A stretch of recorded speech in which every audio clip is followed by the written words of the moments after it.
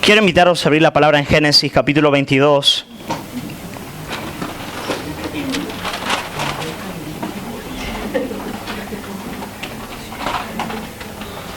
Y vamos a leer los versículos 1 al 19.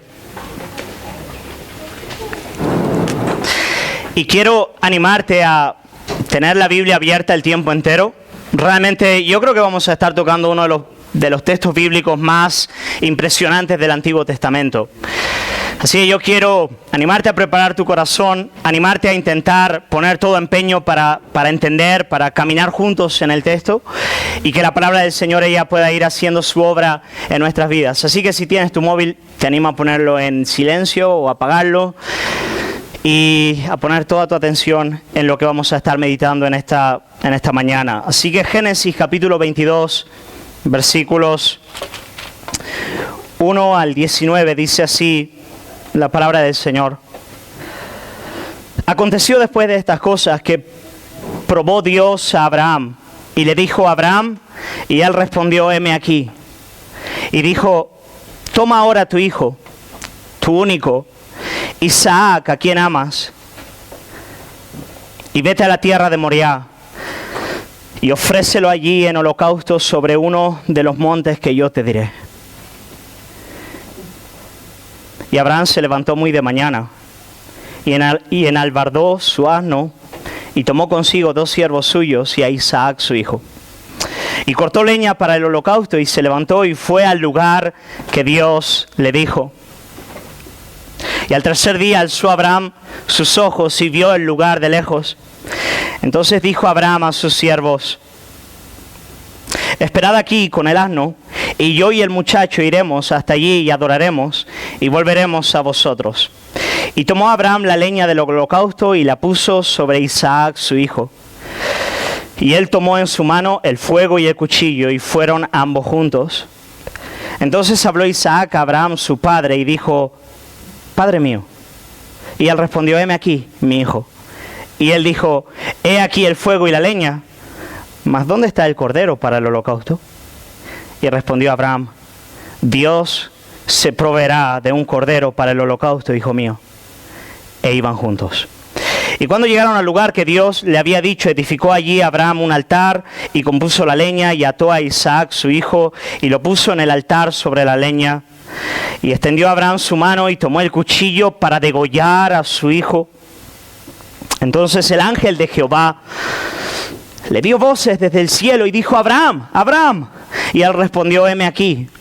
Y dijo, no extiendas tu mano sobre el muchacho, ni le hagas nada, porque ya conozco que temes a Dios, por cuanto no me rehusaste tu hijo, tu único.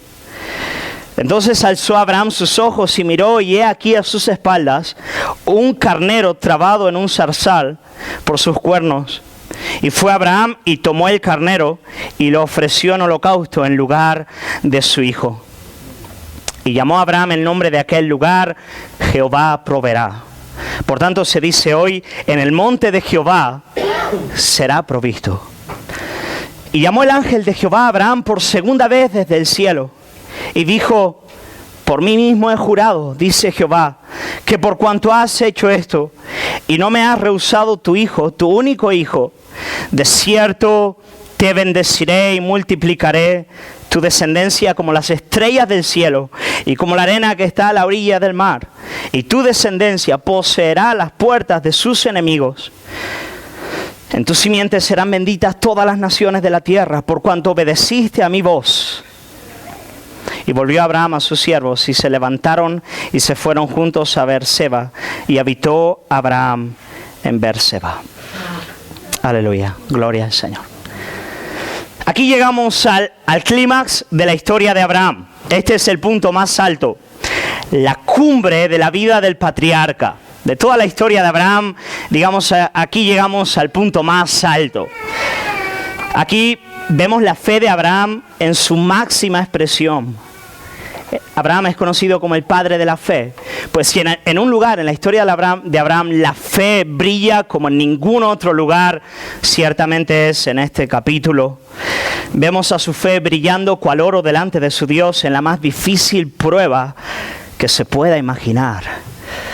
De repente aquí vemos al patriarca mostrando que él confía en su Dios, que su Dios es digno de toda confianza y que él, sin duda alguna, confía en su Dios. Ahora, para entender este texto, quiero daros al principio, ya para empezar, 4 directrices generales para no errar, ¿vale? Estas 4 son de un teólogo maestro de la Biblia llamado Gary Millar, y a mí me ayudó un montón para no desviarme cuando estoy meditando en lo que ocurrió en ese día oscuro y glorioso en las tierras de Moriah. Así que quiero daros 4 parámetros para no errar al acercarnos a este texto de la Biblia. El primero de ellos, este capítulo no se trata de nosotros, ¿vale? Vamos a ver que hay lecciones para nuestras vidas, pero especialmente para los papis y mamis que están en este lugar, no quiero que os imaginéis a Dios demandando que sacrifiquéis a vuestro hijo, ¿vale? No se trata de nosotros, se trata de otra cosa. Vamos a ver lecciones en este texto, pero en una primera instancia no se trata de yo, Pedro, sacrificando a Rebeca en un altar, ¿vale? Es diferente, no se trata de nosotros. En segundo lugar, este capítulo no es una justificativa para el sacrificio humano. Si hay gente nueva en este lugar que nunca ha pisado la iglesia, de repente se encuentra con Dios demandando a Abraham que sacrifique en un altar a Isaac y puede llegar a la extraña conclusión de que el Dios de la Biblia se agrada en este tipo de sacrificios. Mirad el fin del texto. Dios no permite que eso ocurra. Toda la Biblia es clara al afirmar que el sacrificio humano es algo que Dios abomina con todo su corazón. Para entender lo que está ocurriendo aquí, tenemos que ver en el versículo 1 que se dice que Dios estaba probando a Abraham.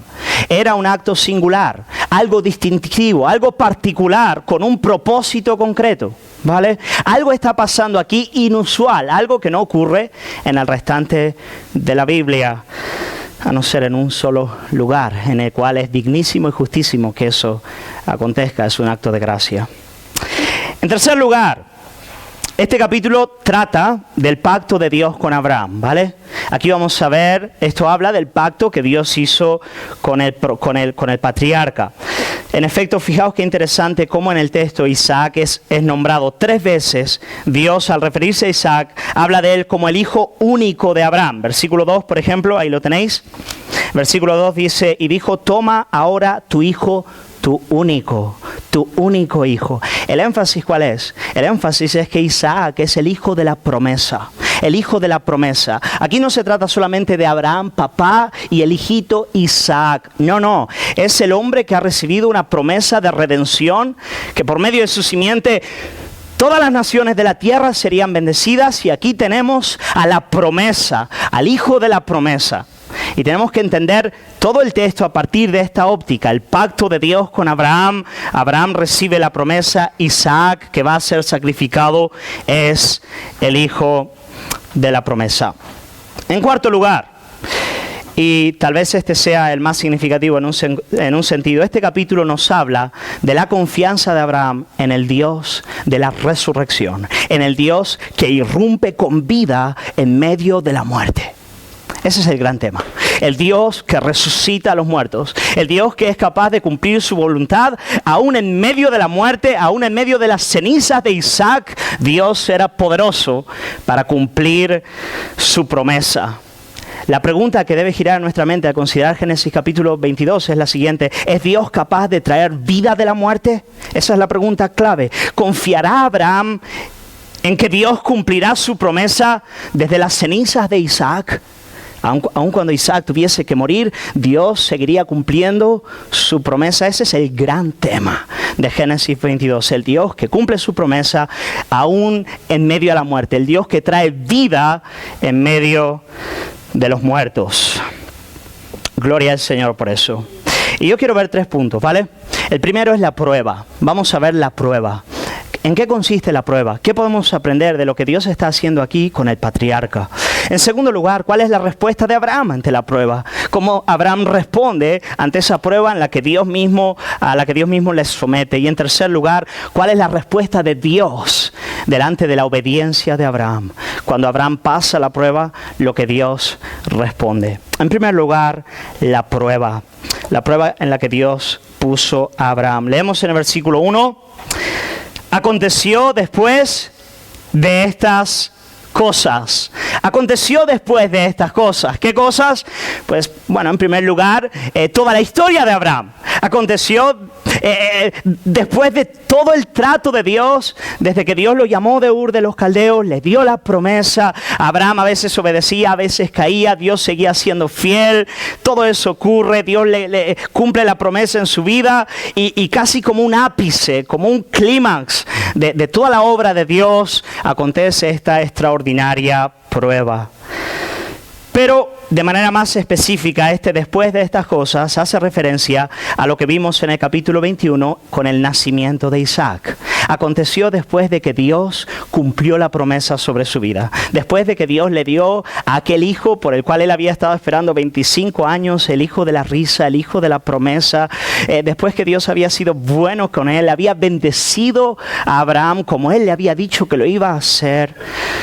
En la segunda mitad del capítulo 21 hay inclusive un trato de Abraham con Abimelech. No sé si habéis leído ese texto, en el cual hay una transacción de Abraham con Abimelech, hablando de unos pozos, de una tierra. Uno no entiende exactamente qué está ocurriendo en esa parte de la historia, pero básicamente lo que ocurre ahí, y es clave, es que Abraham por primera vez tiene una tierra propia en Canaán. Tiene un pedazo de tierra. Fijaos, la promesa de Dios, ¿os acordáis cuál era? Un hijo y una tierra. Y ahora Abraham llegaba al punto en el que él tenía en sus manos lo que él vería de la promesa. La promesa era mucho mayor, pero lo que Abraham iba a ver en su vida ya lo tenía. Un pedazo de tierra en Canaán y un hijo. Él tenía un hogar. Sin lugar a dudas, estamos en el momento más precioso de la vida de Abraham. Él está en el seno de su familia, con Sara, con el bebé que era la alegría de sus padres. Finalmente, ese hombre que había vivido como un nómada por más de 25 años tenía una tierra, tenía un pozo. Aquel era un día precioso para Abraham, hermoso de verdad, el mejor tiempo de su vida, cuando de repente leemos en el texto, probó Dios a Abraham. Probó Dios a Abraham. De repente en aquel momento Dios viene y prueba a su hijo. Ahora yo quiero decirte algo que es para tu ánimo, creo que ya lo sabes, pero te lo voy a recordar. Ningún creyente está exento de las pruebas de Dios. En efecto, Dios prueba la fe del cristiano. La Biblia está llena de ejemplos de la prueba de Dios sobre su pueblo. Una vez escuché a Dani decir que la vida cristiana es como las estaciones del año. Hay veranos, hay después otoños e inviernos para que después llegue la primavera y vuelva el verano. Y un día soleado no significa que el día siguiente también lo va a hacer. Porque aunque cuando estamos en la mejor etapa de nuestras vidas, Dios en su soberanía y sus buenos propósitos decide venir y probar nuestra fe. Y yo quiero daros 3 razones por las cuales Dios prueba nuestra fe, por las cuales es importante esta idea, probó Dios a Abraham. La primera de ellas, Dios prueba nuestra fe para discriminar la fe verdadera de lo que podemos llamar el fideísmo o la fe falsa. Las pruebas de Dios, ellas sirven para ser un divisor de aguas, para manifestar lo que es veraz y lo que no es veraz. Siempre, gente, siempre ha existido en medio de la iglesia una fe verdadera y una fe falsa. Una fe que descansa en las promesas de Dios y una que aparenta hacerlo. Un oro que es oro y un oro que no es oro. Y la gran dificultad con este asunto es que son increíblemente similares. Tanto es así que Jesús llama a uno trigo y al otro cizaña. ¿Por qué? Porque no es tan fácil distinguir qué es la fe veraz de lo que no lo es. En efecto, aquí tienes a una persona que cree en Dios verdaderamente y a su lado tienes una persona que conoce acerca de Dios, que ha tenido experiencias con Dios, pero cuyo corazón no tiene una fe veraz. Pero a ojos desnudos te parecen exactamente iguales. Tan complejo es este asunto que no es solamente complicado discernir la fe real fuera de ti. Muchas veces uno mismo puede estar engañado en cuanto a la verdadera condición de su alma. De modo que Dios viene para probar la fe. ¿Por qué? ¿Porque Él necesite saberlo? Oh, venga ya. Claro que en el texto él parece dar esa idea. Cuando le dice a Abraham, ahora sé que tú confías en mí. Pero él sabía desde el principio, le está hablando como hombre, una ¿cómo se dice? Sí, esa palabra teológica extraña que se me ha ido. Pues esa es la idea. Pero mirad, por ejemplo, lo que dice Juan, capítulo 2, versículo 23. Estando en Jerusalén, en la fiesta de la Pascua, muchos creyeron en su nombre. Jesús, creyeron en su nombre, viendo las señales que hacía. Y ahí tenéis la gran multitud. Pero Jesús mismo no se fiaba de ellos, porque conocía a todos. Y no tenía necesidad de que nadie le diese testimonio del hombre, pues él sabía lo que había en el hombre. O sea, Jesús conoce el corazón. Las pruebas son necesarias para que nosotros conozcamos nuestro propio corazón. Ese es el punto realmente. Nosotros necesitamos que Dios ponga en evidencia la realidad de nuestras vidas. De modo que la prueba es un divisor de aguas. Es un divisor de aguas entre la fe verdadera y la fe falsa. Pero en segundo lugar, la prueba, ella fortalece a los santos. En verdad, la prueba, ella certifica la realidad de la fe en sus corazones. Les otorga certeza, una garantía de que lo que Dios ha hecho es real en sus vidas. Y después de un momento de gran oscuridad y tensión, cuando sales victorioso, sales como salió Abraham de este lugar, con la palabra del ángel de Dios que le dice, yo juro por mí mismo que voy a cumplir mi obra en tu vida, porque puedo ver una fe real. Y el creyente sale fortalecido, animado, sintiéndose seguro de la obra de Dios en él. En Santiago capítulo 2 se nos dice que Abraham no solamente fue justificado por la fe, sino que fue justificado por la obediencia que él manifestó en las tierras de Moriah, en este texto. Ahora, ¿qué significa eso? Nosotros sabemos que el hombre es justificado por la fe sin las obras de la ley, ¿no es verdad? No somos justificados por lo que hacemos delante de Dios. Dios nos acepta en su presencia por lo que Cristo ha hecho a nuestro favor. Pero la obediencia pone de manifiesto que la fe del alma es una fe veraz, verdadera, real. De modo que cuando yo obedezco a Dios, eso da testimonio de que hay fe en mi corazón y entonces hay un certificado de la fe, una confianza, una garantía. El fin de semana pasado estuve en un campamento de jóvenes y un joven viene y hablé un poco en cuanto a la certeza de la salvación. Él vino y me dijo, Pedro, yo no sé si hay fe real en mi corazón porque estoy viviendo en esta realidad del pecado. Y yo le dije, amigo, yo tampoco puedo asegurarte qué hay en tu corazón, pero puedo asegurarte que Dios no quiere que tengas certeza alguna mientras estés en esa realidad. Dios no le apetece darte confianza de la fe si tu vida no manifiesta la obra de la fe. Si ella no manifiesta la obediencia y la santidad, Él no quiere seguridad en esa condición. Yo no puedo discernir tu corazón, pero yo en tu lugar temblaría. Vamos a orar, le dije, vamos a pedirle al Señor que haya una fe viva en tu alma, una fe que obedece, que camina delante del Señor.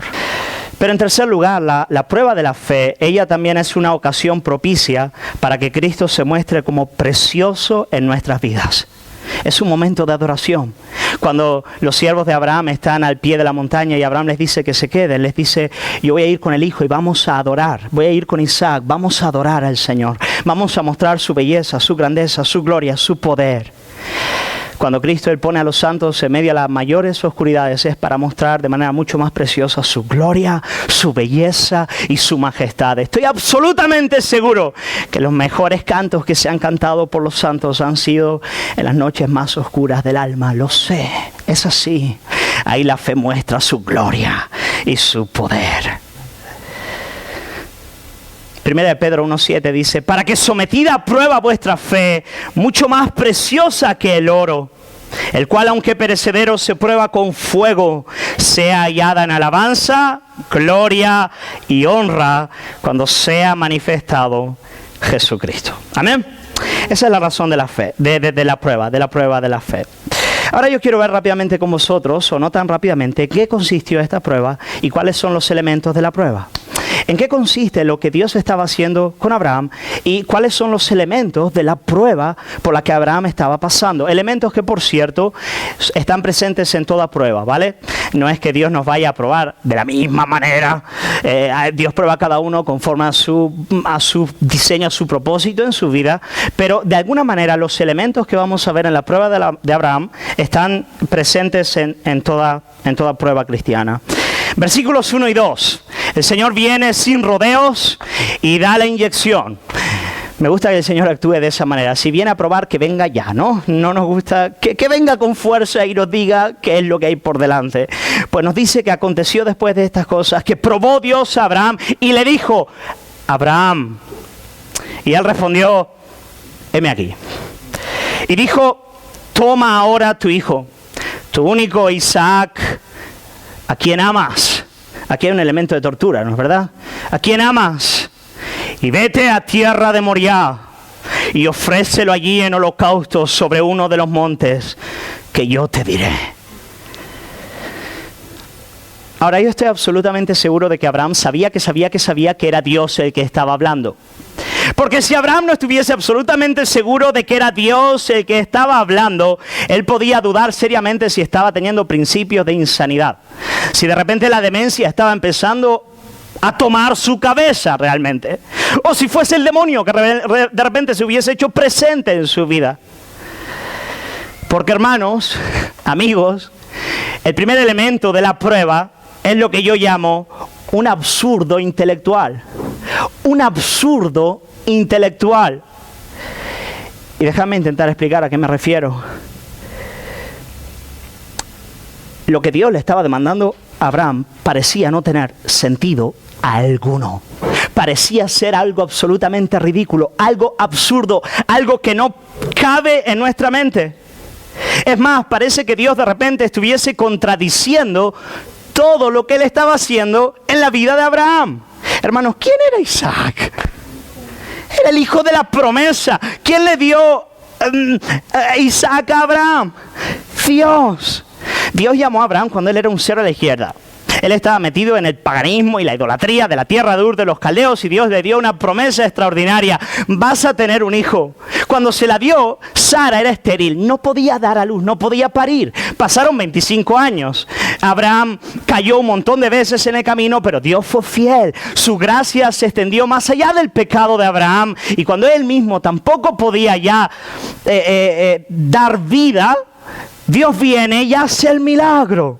Y de repente tenemos al hijo de la risa. Y Sara se ríe por la gracia de Dios y su amor extraordinario para con ella. Y de repente los planes y las promesas de Dios ganan sentido. Dios va a redimir a un pueblo. Él va a seguir adelante con sus promesas, con sus propósitos. Y de repente, como si fuese un frenazo en el camino, un choque en un muro, viene Dios y le dice: mata al hijo de la promesa, sacrifícalo en un monte. De verdad, esto no se puede entender, sencillamente, no hay cómo cogerlo.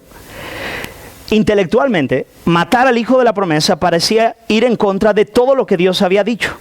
Parecía ir en contra de la salvación que Dios iba a proveer. Sencillamente no tenía sentido, era un absurdo. En palabras de Juan Calvino, parece que Dios se está quedando con él, que se está burlando de su hijo. ¿Cómo es posible que ahora que tengo al hijo de la promesa, tú lo demandes de mi mano? Y quiero deciros algo en cuanto a todas las pruebas de la fe. En toda prueba de la fe hay este componente de perplejidad y absurdo. Y si el creyente es honesto consigo mismo, debe de llegar a ese lugar en el cual verdaderamente tiene que decir: no tengo ni patatera idea de lo que Dios está haciendo. Es un elemento de la prueba. Si tú en la prueba eres capaz de decir: oh, yo sé lo que está ocurriendo en este exacto momento, yo sé lo que Dios está haciendo. Es verdad, no tengo todas conmigo, pero oh, cómo Dios me va a llevar a aquel punto. Sí, coordenada, latitud, si Dios está haciendo esto, todavía no hay prueba. Cuando viene la prueba, tú te preguntas como Job: ¿dónde está Dios? ¿Qué está haciendo? ¿Qué sentido tiene esto? Esto es un absurdo. Dios se me hace presente como un absurdo. Amén. Como algo que no puedo entender. Si yo soy capaz de entender por qué Dios actúa como está actuando, las razones y propósitos por lo que hace las cosas, entonces dejaría de ser una prueba. Yo, en vez de confiar en Él, en su carácter, en su bondad, en su sabiduría, finalmente estaría confiando en mi propia capacidad de percibir lo que Él está haciendo. Y precisamente eso es lo que Dios quiere tratar en la prueba. Llevarte a darte cuenta de que tal es tu pequeñez, tal es tu ignorancia, tal es la pequeñez de tu capacidad de entender la realidad, que debes de confiar en Él, aun cuando Él se haga presente como un absurdo. En las pruebas no logramos entender realmente lo que Dios está haciendo. Pero en el texto es interesante porque en realidad Abraham no solamente no está entendiendo lo que estaba ocurriendo, Abraham no estaba entendiendo la demanda de Dios, la palabra de Dios. La palabra de Dios para Abraham en ese momento era enigmática. Y esto me parece muy interesante, muy interesante. Porque, ¿sabéis? Es muy interesante notar a aquel que tiene una fe verdadera y aquel que no lo tiene de cara a la Biblia, la palabra de Dios. La Biblia, la palabra de Dios. Ambos, el que cree y el que no cree, se acercan a este libro y tienen un montón de preguntas y cosas que no pueden entender. De verdad. Y peor todavía, hay algunas que aún entendiéndolas, te resultan chocantes, te resultan agresivas, fuertes. Tú no las quieres cambiar, ahí están.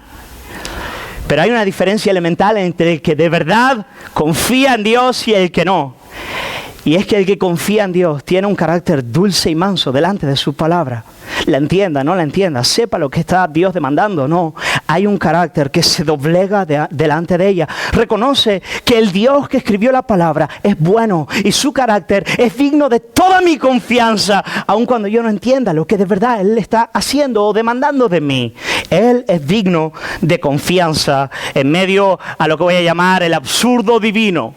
El Dios que se hace presente como un absurdo en mi vida. Pero yo creo y descanso en Él. Imaginaos a José después de haber recibido los sueños de Dios, los planes para con su vida, cuando de repente se ve en un pozo lanzado por sus hermanos, después vendido como esclavo a Egipto. ¿Qué pasaría por su mente? ¿Qué narices está Dios haciendo? ¿Qué está ocurriendo en todo esto?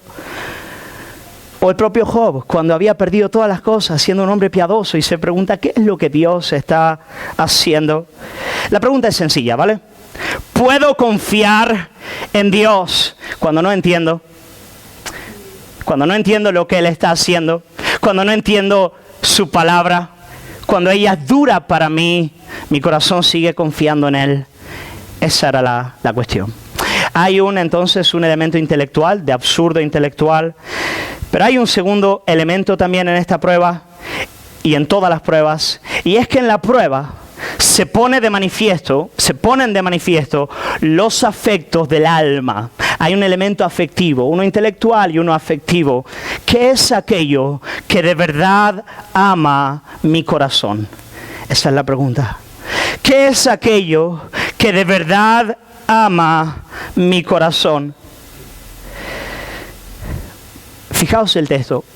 Dios, Él no solamente se hace presente como un absurdo, como un Dios absurdo, lo digo con reverencia, también Él se hace presente como un Dios cruel.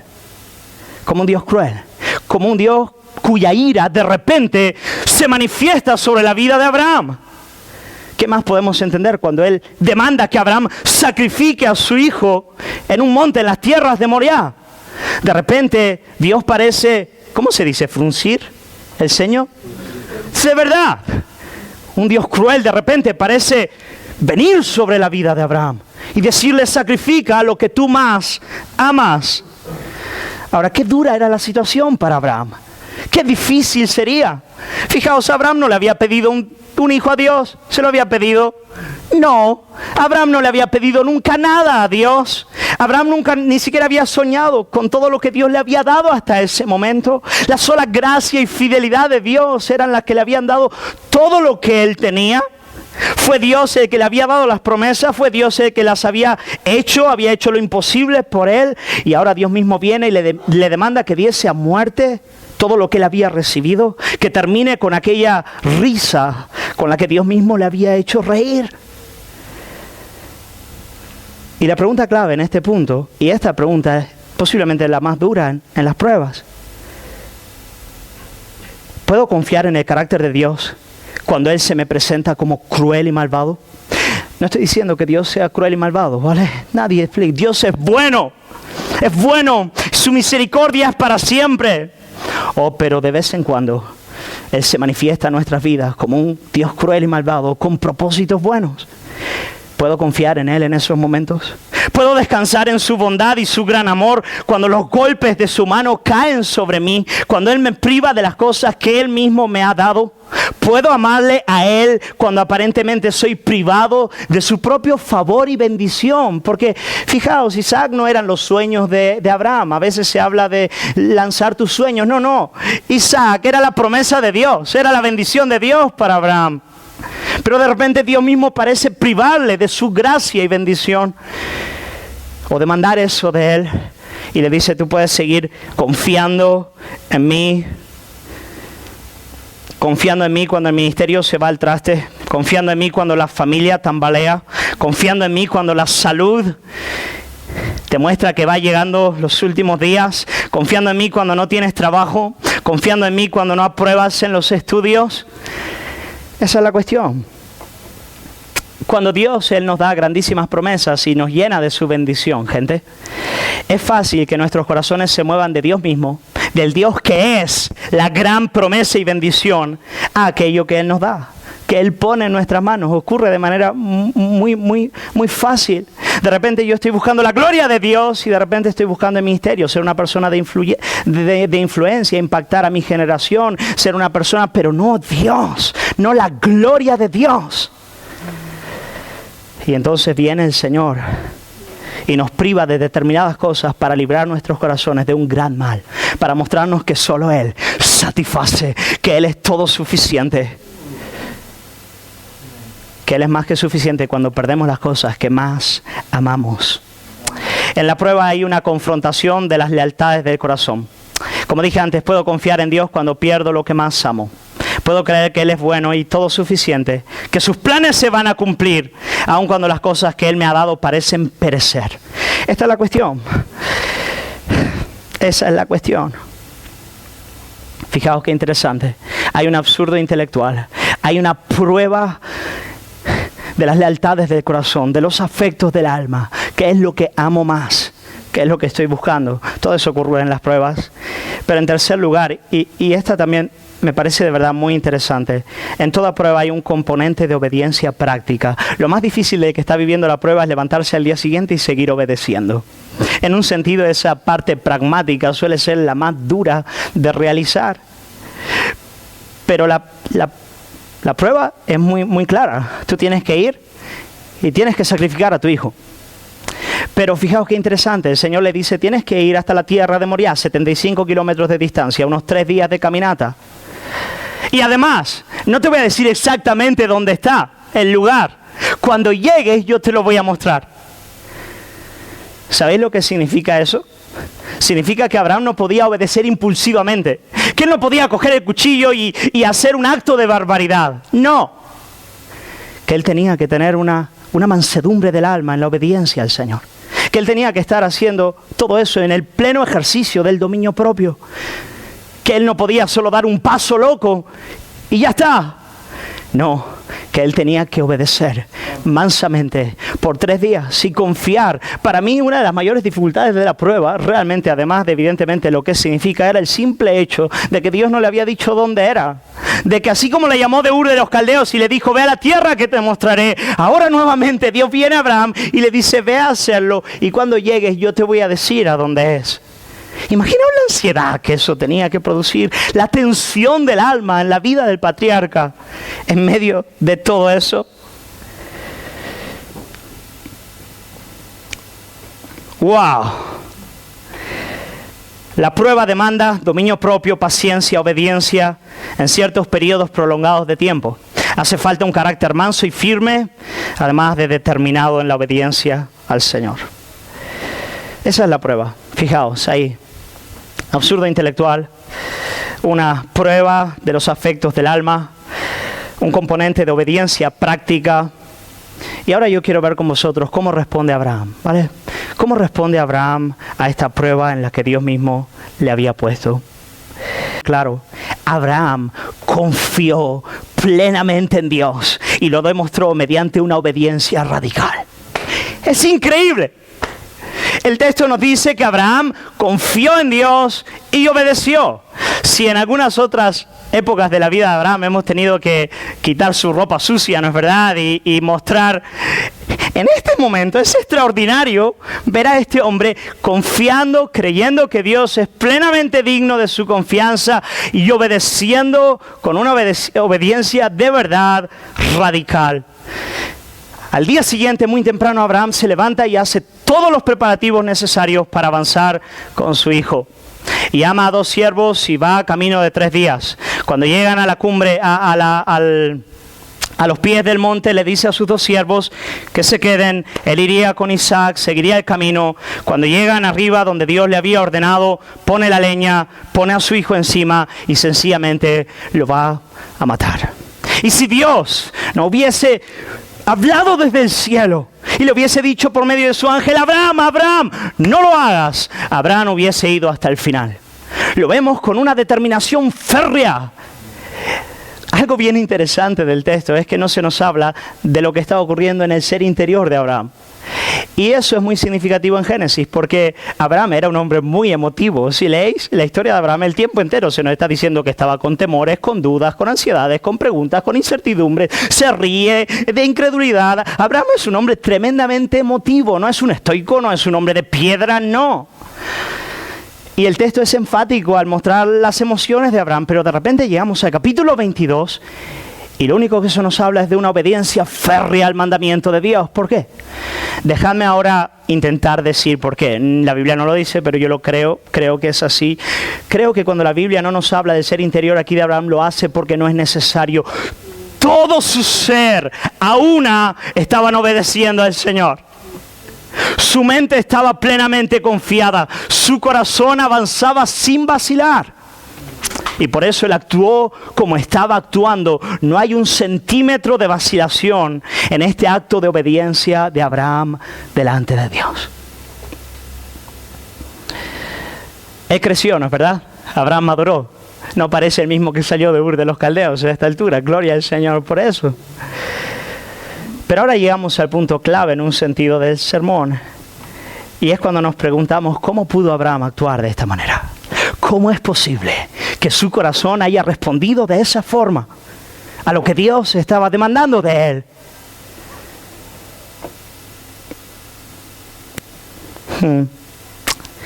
Lo voy a decir, y lo dije al principio del sermón. Abraham, él confió plenamente en Dios. Abraham creía, y fijaos, que aún de las cenizas de Isaac, Dios cumpliría su promesa. En otras palabras, Abraham creía en el Dios de la resurrección. Abraham creía en el Dios que resucita a los muertos. Mirad lo que estaba pasando por la mente de Abraham en ese momento. Y bueno, esto puede ser muy especulativo, pero luego lo voy a mostrar. Está en la Biblia, ¿vale? Abraham estaba pensando de la siguiente manera: Dios se ha mostrado como un Dios bueno para conmigo. Él ha venido en mi impotencia y me ha dado al hijo de la promesa. Si Él me pide que lo sacrifique, de alguna manera Él le dará vida en la muerte. De alguna manera Él le levantará de entre los muertos para cumplir su promesa. Dios es fiel, Él es bueno. Aunque muera el hijo de la promesa, de sus cenizas Dios sacará vida. Él es el Dios de la resurrección. Él lo va a hacer aunque muera Isaac. Y me dirás: Pedro, ahí estás especulando a lo grande, ¿no? Yo no lo veo en Génesis 22, vale. Pues venid conmigo a Hebreos capítulo 11, versículo 17 y os vais a dar cuenta de que eso mismo es lo que estaba pensando Abraham. Y aquí Biblia interpreta Biblia. Y si un texto está oscuro, el otro nos va a dar luz para ver qué está ocurriendo. Hebreos 11, 17, texto clave para entender Génesis 22. Dice: por la fe, Abraham, cuando fue probado, ofreció a Isaac. Y el que había de recibir las promesas, ofreció a su unigénito. Absurdo, esa es la idea, absurdo. El que había recibido las promesas, ofrecía a su unigénito. Habiéndosele dicho además que en Isaac te será llamada descendencia. ¿Cómo pudo hacer eso? Aquí está la clave. Pensando, persuadido, sabiendo que Dios es poderoso para levantar aún de entre los muertos, de donde en sentido figurado también le volvió a recibir. Él lo hizo porque él creía que Dios podía levantar a su Hijo de entre los muertos. Él creía en el poder de la resurrección, en que Dios da vida donde hay muerte. Ese es el punto. Es una fe muy similar a la que Job tuvo cuando dijo: he aquí, aunque él me matare, en él esperaré. Aunque él me matare, en él esperaré. En cierto sentido, Isaac ya había sido sacrificado en el corazón de Abraham en el día en el que salieron de su tienda en la obediencia al Señor. Ese mismo día, Isaac estaba muerto en el corazón de Abraham. Abraham lo había matado antes del tercer día. En su corazón estaba hecho. Pero al mismo tiempo, en ese mismo día, Abraham ya estaba convencidísimo de que Dios da vida en la muerte, de que Dios es el Dios de la resurrección, de que finalmente el Hijo de la promesa iba a vivir. Y por eso vemos tal confianza en Dios y obediencia radical, porque en el corazón de Abraham, Isaac ya estaba muerto y al tercer día, vivo. Aún en el texto vemos que es así. Hay señales en el texto de que Abraham creía de esa forma. Cuando los siervos estaban a los pies de la montaña y él va a seguir solo con Isaac, él les dice: esperad aquí con el asno, y yo, el muchacho, iremos hasta allí y adoraremos y volveremos a vosotros. Él sabía que iban a volver. Tal vez una de las porciones más desgarradoras, aquí sí hay un instrumento de tortura del alma en este texto, es cuando en el momento en el que están caminando hacia la montaña, papá e hijo, de repente Isaac mira a Abraham y le dice: Padre mío. Y él respondió: heme aquí, mi hijo. Y él le dijo: he aquí el fuego y la leña, mas ¿dónde está el cordero para el holocausto? Si había un momento de la narrativa en el cual llegaba el punto en el que Abraham tenía que abandonar esa locura entre comillas, tenía que decir: hasta aquí vamos, ya está, lo dejamos, esto me sobrepasa, era aquí. Pero Abraham no hace eso. Abraham le dice: Dios proveerá de cordero para el holocausto, hijo mío. Dios lo va a hacer. E iban juntos. Abraham estaba convencidísimo de que de alguna manera Dios cumpliría su promesa. Aún de en medio de las cenizas de Isaac, Él traería vida de entre los muertos. Abraham entendió que nuestro Dios es el Dios que vence la muerte. Él de verdad lo entendió. Y ese es el gran punto en todas las pruebas de la vida cristiana. Este es el asunto, el lugar donde la fe es probada. Dejadme leeros lo que dice Gary Millard en cuanto a este punto. Él dice: en cuanto a confiar en Dios, este es el punto crucial para cada uno de nosotros. ¿Creemos que Dios puede hacer algo bueno de lo malo? Debemos de creerlo. ¿Creemos que Dios trae risa donde hay lágrimas? ¿Sabemos que solo en Dios hay descanso? Todo eso es verdad y debe de ser creído. Pero cuando todo se ha dicho, la pregunta que permanece es si creemos que nuestro Dios es poderoso para traer vida en medio a la muerte. Ese es el punto.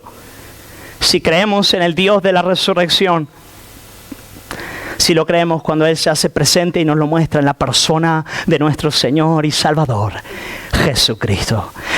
Cuando el santo, el creyente, el hombre de fe lee este texto, él tiene que avanzar. Él dice: aquí hay algo más. Génesis 22, excelente, pero aquí hay algo más. Esto tiene que apuntar a otro lugar. Cuando Dios detuvo a Abraham de sacrificar a Isaac, Él le proveyó un cordero que fuese sacrificado en su lugar.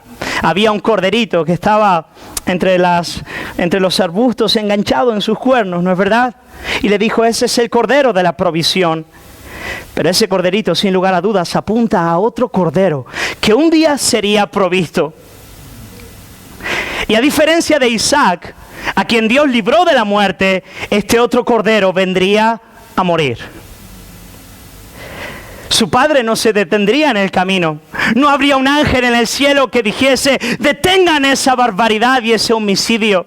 Cuando él clamó en el Getsemaní: Dios mío, papá, papi, si es posible, pasa de mí esta copa.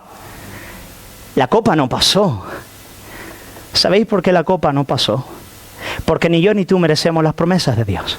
Ni yo ni tú merecemos que Dios dé vida de la muerte. Ni yo ni tú merecemos que Dios sea bueno con nosotros. Ni que cumpla sus propósitos en nuestras vidas. Y Jesús tuvo que morir. Él murió. Él llevó sobre sus hombros nuestras faltas y nuestros pecados. Este es el gran mensaje. En el lugar en el que Isaac no murió, Cristo tuvo que morir. En el lugar en el que tú y yo teníamos que morir, Cristo vino a morir. Pero así como Abraham recibió a su hijo en vida el tercer día, también Jesucristo resucitó de entre los muertos para que las promesas de Dios sean firmes en nuestras vidas. Porque Él resucitó de entre los muertos, yo estoy absolutamente seguro de que Dios cumplirá sus promesas. La muerte ya no tiene poder. La muerte ya no tiene la palabra final. Jesús resucitó. Ese es el mensaje de la Escritura. Él es la primicia de los que viven. En Él un día también nosotros vamos a resucitar. Bendito sea el nombre del Señor. Imaginaos cómo sería descender del monte Moriah con Isaac. Era como haberle recibido de entre los muertos para nunca más morir. Era como si Dios le estuviese diciendo a Abraham: Abraham, ni siquiera la muerte va a impedir lo que yo quiero hacer en tu vida. Aún después de la muerte hay esperanza. Aquel gran muro insalvable, aquella ola que vendrá el último día, con una garra voraz sobre ti y sobre mí, sobre todo hombre, no tiene ya la palabra final. Porque Jesús resucitó de entre los muertos al tercer día. Abraham lo sabía. Por eso él hizo lo que hizo. Por eso avanzó en fe y en confianza. Isaac volverá conmigo. Quiero animarte a confiar en eso, en todas tus pruebas, en cada una de ellas. Aquellas que son más oscuras, menos explicables, más dolorosas. Dios es el Dios que resucita a los muertos. De esto Él va a hacer algo. Él va a dar vida en esta situación. Él lo hace. ¿Cuál es la respuesta, ya más corto, la respuesta de Dios a la obediencia de Abraham? Y con eso vamos a ir ya terminando. Cuando Dios ve eso, yo me imagino aquello tenía que ser un espectáculo divino, realmente. Los 1000 demonios diciéndole a Dios que sus hijos solo le obedecen porque son bendecidos por Él. Pero de repente vemos a un hombre ahí capaz de perder lo que más amaba para la gloria de su Dios. Y todos los ángeles tenían que estar a las orillas del cielo mirando aquel extraordinario espectáculo. Pero justo en el momento en el que va a descender el cuchillo, el más rápido de ellos es llamado por Dios. Estoy imaginando, ¿vale? Esto no es verdad. Y le dice: ¡frénalo!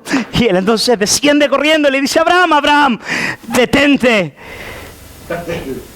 Y el padre está feliz y está contento. Y le dice: Abraham, tú has entendido, ¿no? Tú has entendido desde el principio que yo jamás te quise quitar a Isaac. Que yo quiero enseñarte algo mucho más precioso, ¿no es cierto? Que en mí tú tienes Isaac y todas las cosas. Que yo soy la promesa. Yo soy el Dios que satisface. El Dios que se te da en Isaac. Soy yo. Es más que la bendición de Dios y que sus promesas, soy yo. Tú lo has entendido, lo tienes todo. Y cuando Dios ve la obediencia de la fe en la vida de Abraham, lo que Él hace es jurar que le va a bendecir. Si veis las promesas que le da Dios al final del texto son las mismas que le ha dado anteriormente, pero esta vez Dios dice: yo juro por mí mismo que te voy a bendecir. Ahí lo tenéis, la certeza de la fe de la que hablábamos al principio. Obedeciste, puedes estar seguro de que tu fe es genuina. Mi bendición es sobre ti. Cuando nuestra fe se expresa en obras, entonces podemos estar seguros de que tenemos certeza de la fe, seguridad de la obra de Dios en nuestras vidas. Como Cristo le dice a sus siervos el último día: bien, buen siervo y fiel, sobre lo poco has sido fiel, sobre mucho te pondré, entra en el gozo de tu Señor. Ya. Para terminar, podríamos salir de este lugar con un concepto equivocado de lo que este capítulo nos quiere decir. Si saliésemos de la iglesia pensando, qué pedazo de hombre es Abraham. De verdad, impresionante, que es un héroe de la fe. Abraham, creerle de esa manera a Dios, ¿dónde se ha visto? Yo no veo a personas que tengan ese pedazo de fe y de verdad le crean al Dios que resucita a los muertos. Oh, gran Abraham, sabio Abraham, le voy a poner una foto y encenderle velas a Abraham. No. El propósito de este texto no es mostrarnos que Abraham tiene una fe extraordinaria. Si os dais cuenta, el trato de Dios con Abraham desde el principio, la fidelidad de Dios, el hecho de que Dios lo llamase cuando él realmente no podía hacer absolutamente nada, Dios le diese todas las cosas, Dios fuese infinitamente paciente para con él en su pecado, Dios le bendijese mucho más allá de sus faltas. Todo nos hace sentir, toda la narrativa de su vida nos hace sentir de que llegados a ese punto no hay nada más natural que creerle a ese Dios, de que Dios es digno de toda mi confianza, más allá de la muerte. La incredulidad es un pecado colosal, terrible. Dios es digno de mi confianza. Su palabra es verdad. La fe debería ser lo natural. Cuando Jesús resucita entre los muertos y va a hablar con aquellos discípulos en el camino de Emaús, Jesús va y les dice, muchachos, yo os entiendo. Jolines, qué difícil es creer que yo iba a resucitar al tercer día. O sea, de verdad tenías que tener un pedazo de fe para creerlo. Muchachos, no os preocupéis. A todos les pasa. No pasa nada, ánimo, seguimos adelante. Jesús les dice, duros de corazón y tardos para creer. Lo que la palabra del Señor dice, de que era necesario que el Hijo del Hombre muriese y resucitase el tercer día. No. Aquí tenemos a un hombre que está haciendo lo que todo hombre debería hacer ante el Dios de la Escritura, ante el Padre de nuestro Señor Jesucristo, ante aquel que es digno de toda nuestra confianza. Cuando tú estás en las pruebas, piensa en eso. Piensa en el carácter de Dios. Piensa que Él es digno de toda nuestra confianza. Solo a modo de, yo creo que es la tercera conclusión ya que hago.